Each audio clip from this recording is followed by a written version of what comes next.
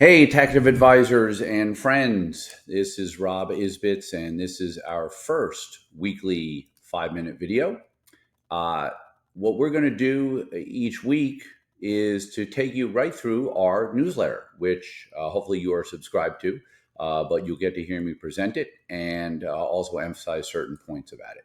So, look, if there's anything that your clients would like right now, is they would like your perspective, and that's what we're going to try to give you here. So, I'm going to start with the Rob Rant section.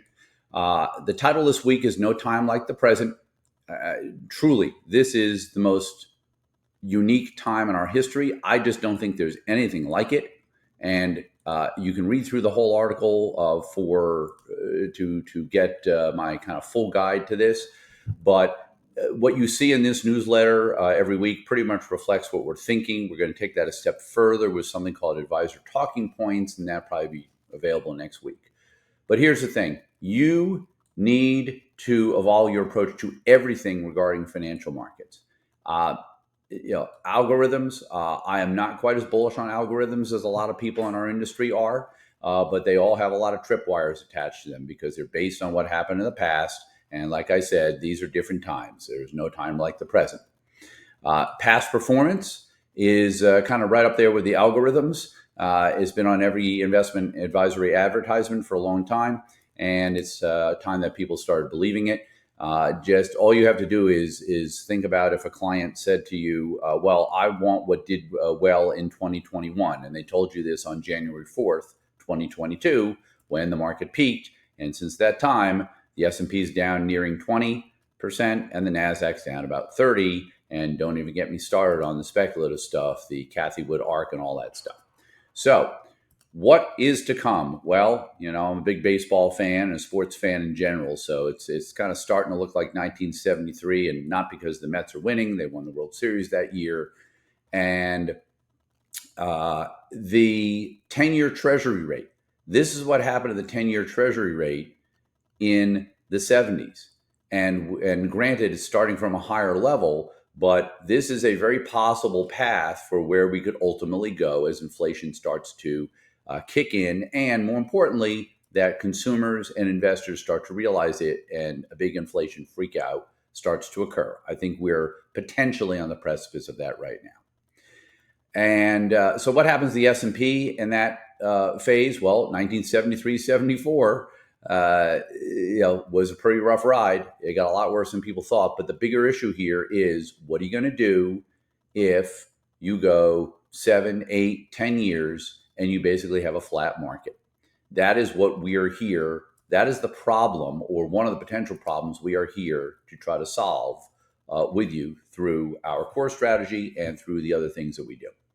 So, if you want to get your clients started on a conversation about how bad it can get, well, think about it this way. How many times can a stock or an ETF fall by 50%?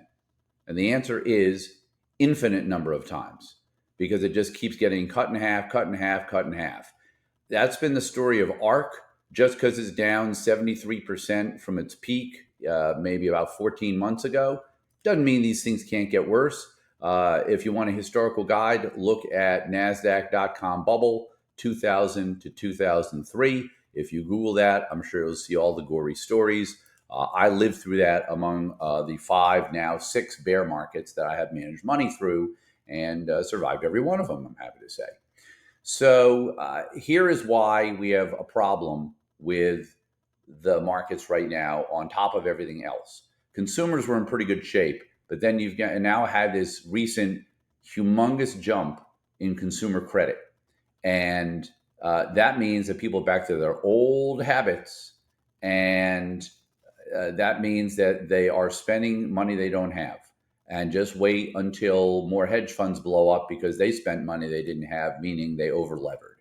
So these are the things. And look, every day I come in, and the first thing I look for probably a good half hour in my charts is there any sign of sustainable bullish positions that I can take?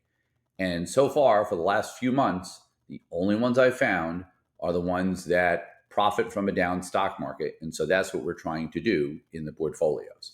No reason you can't attack or even crush a bear market. You just have to flip the script upside down and start making money on the declines until it turns around.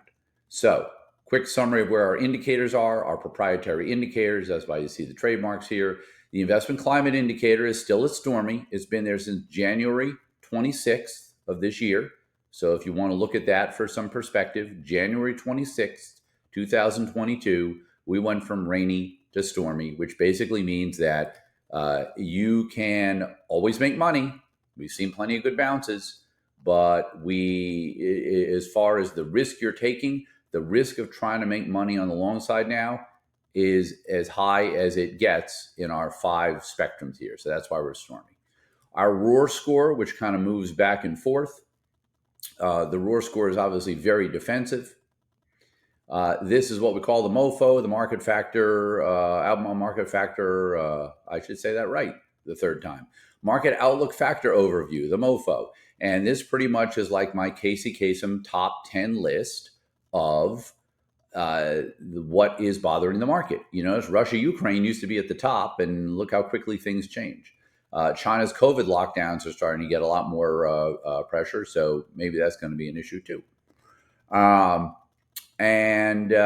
So here is maybe one of the more important parts here. If you're a technician like I am, or you're watching market ranges, the S&P closed at 4088. Okay, we've been tracking these since the beginning of the year. I will always show you what my trading ranges are that I am watching. Well, the short-term trading range for the S&P, which of course fell tremendously in the day after we did this. Now, under 4,000. The trading range short-term 4,200 to 3,700. I'd be not at all surprised if we took this out any day now, any hour now. And that implies that there is not that much upside, a little more now after yesterday, but there is not much downside to this level. But start to look over here, and you start to see the intermediate term range. And then when you look at the long-term range, and yes, I've had this out there since last November. I've been trying to timestamp and document all this stuff. 5,000, yeah, over the next few years, maybe we'll see 5,000. But we may have to run through something that starts with a 2. Is it 2,000? Is it 2,200? Is it 2,800? I don't know. I just know that the implied upside over the next few years is dwarfed by the potential downside. So what is our takeaway? I'll read it right from here. Plan's the same. Look to exploit rallies by notching up stock exposure tactically, but expect every bounce to top out quickly until the market proves otherwise. If you watch me post on Twitter and LinkedIn, I've been documenting this for several months. Every time I see something, if you follow me on Twitter or LinkedIn, you will know exactly what I'm seeing and thinking at the moment. Look for direction in bonds now that rates have spiked up. There's at least a chance that there'll be a flight to quality in treasuries.